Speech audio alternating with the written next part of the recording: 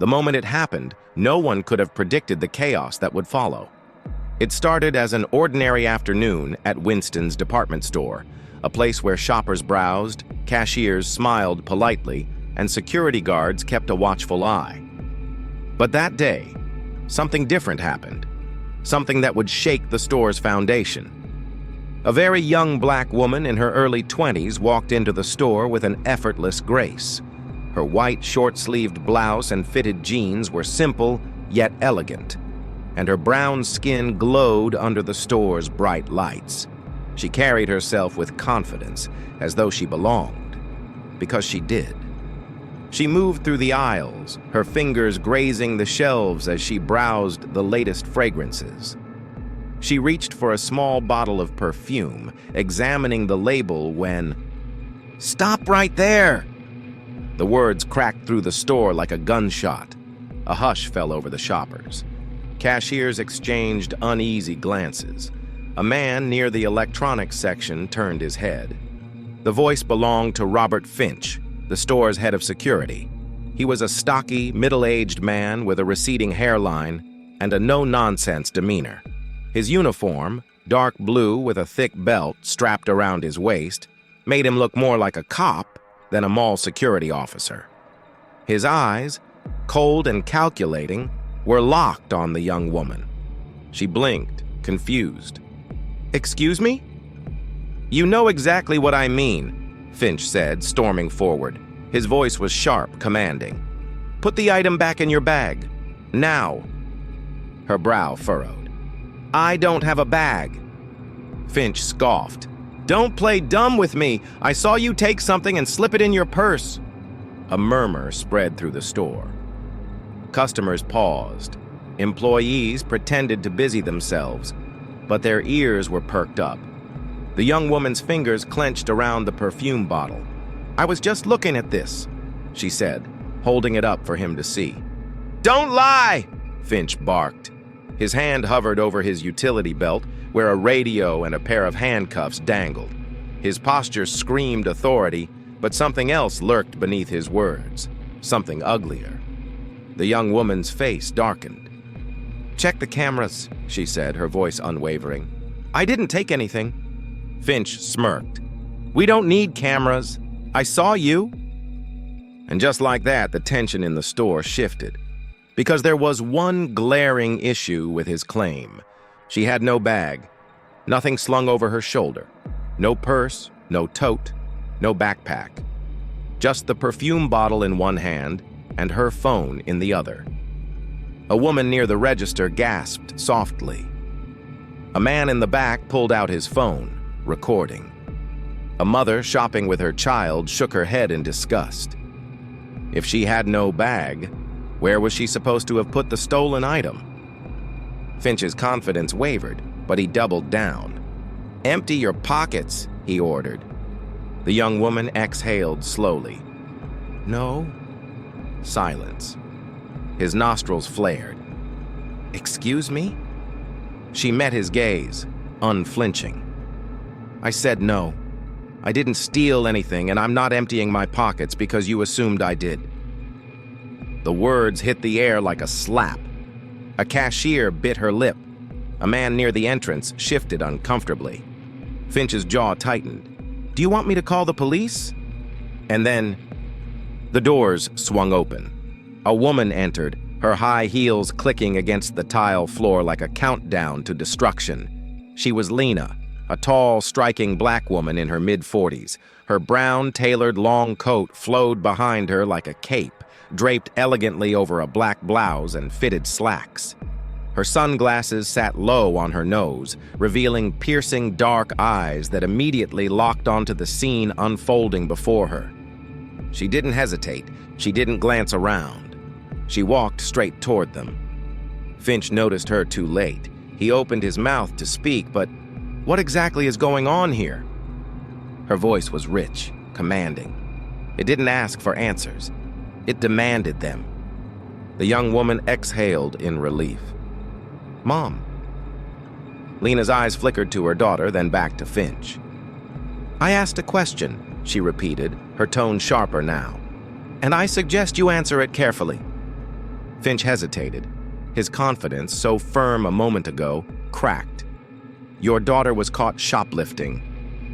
Lena's brow arched. "Was she?" "Yes," Finch said. But this time his voice lacked conviction. "She put something in her bag." Lena's lips pressed into a thin line. "She doesn't have a bag." A thick silence. Finch swallowed. Sweat formed at his temple. Lena turned to her daughter. "Did you steal something?" The young woman shook her head. "No, Mom. I was holding a perfume bottle when he accused me." Lena shifted her gaze back to Finch. "So, let me get this straight. You accused my daughter of theft, but you can't actually explain how she was supposed to have stolen anything?" Finch's fingers twitched at his sides. Lena took a step forward. "I want to see the security footage." "I don't have to show you anything," Finch snapped. "Wrong answer." Lena pulled out her phone and dialed a number. A few rings. Then, "Yes. Put me through to Judge Nathaniel Reeves. Tell him Lena is calling. It's urgent." Finch's stomach dropped. Judge Nathaniel Reeves, a name that carried weight. Finch's throat went dry. "You—" "That's right," Lena said, slipping her sunglasses off and tucking them into her coat pocket. "My husband is a judge, and you just unlawfully detained my daughter in front of an entire store, falsely accused her, and refused to check the cameras when asked. That sounds like racial profiling, Finch." Customers gasped.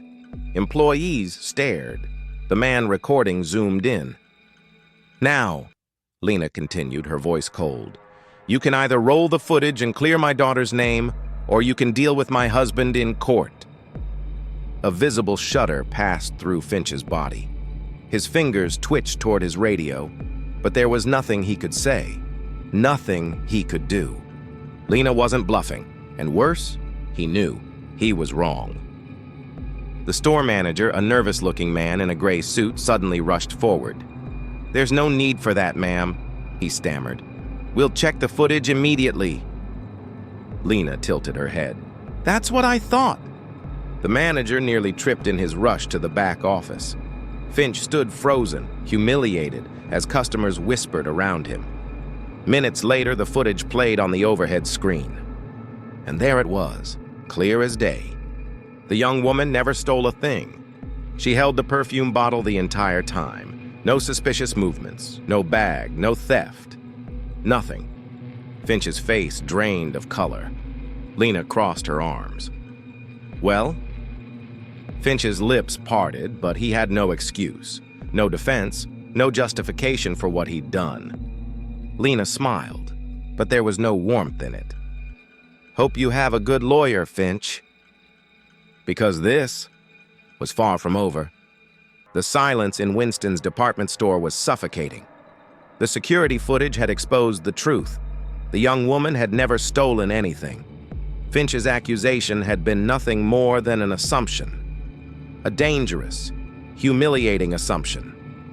And now, he was standing in the eye of a storm that he had created. Lena didn't break eye contact with him.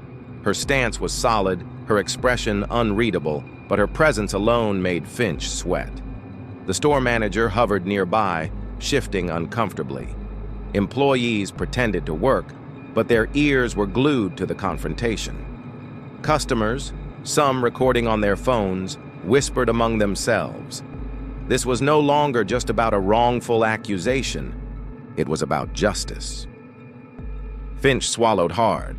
His hand twitched by his side, as if reaching for an authority he no longer had. "Look," he started, voice uneven. "It was a misunderstanding." "A misunderstanding?" Lena's voice sliced through the store like a blade. She took a single step forward, and Finch, who had been so commanding, so sure of himself earlier, stepped back. The moment was small, barely noticeable, but everyone saw it. "My daughter was harassed in public, humiliated, and labeled a criminal without proof," Lena continued, her voice steady, deadly calm. "You grabbed her, threatened her, and tried to force her to comply with an accusation that was based on nothing.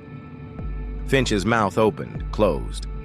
"You saw a young black woman in a store and that was enough for you," Lena said. "No bag, no evidence, just your assumption." Finch's face burned red. "I was doing my job." "No," Lena said coldly. "You were abusing your position." Finch's gaze darted to the store manager for backup, but the man wasn't looking at him. The cashier at the register turned away. Employees who had once followed Finch's lead distanced themselves. Finch was alone. Lena exhaled, shaking her head. "I warned you. Now, you'll deal with the consequences." The doors to the store burst open and two uniformed police officers strode in, their presence commanding instant attention. Finch's shoulders sagged in relief. For a second, he thought they were here for backup, until they walked right past him and stopped in front of Lena. One of the officers, a broad-shouldered black man, gave Lena a nod of respect. "Ma'am, we received a call from Judge Reeves. He informed us of an incident involving your daughter." "That's correct," Lena said smoothly, arms still folded. She gestured toward Finch. "This security guard falsely accused her of theft, physically grabbed her, and refused to review security footage until I forced the store to check it. The footage has already proven my daughter did nothing wrong. He detained her unlawfully, and now I'm pressing charges."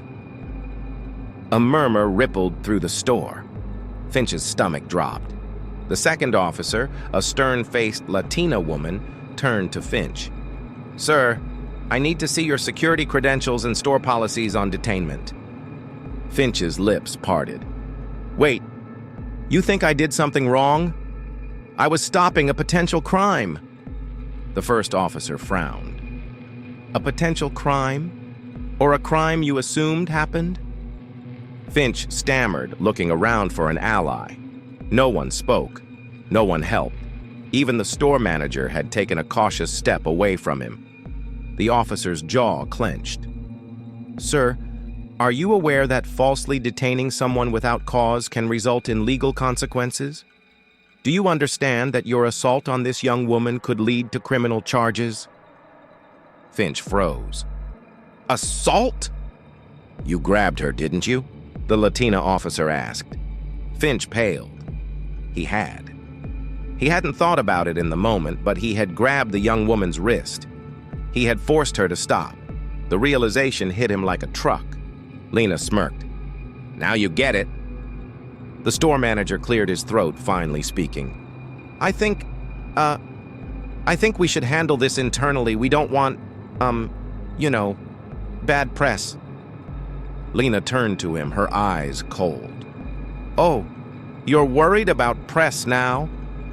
The manager swallowed. "Ma'am, please, I don't think this needs to get out of hand." "Out of hand?" Lena laughed, a sharp, humorless sound. "My daughter was publicly shamed, physically grabbed, and profiled, but now that it's inconvenient for you, you want to contain the damage?" The man had no response. Lena's gaze shifted back to Finch, her expression unforgiving. "You had every opportunity to fix your mistake.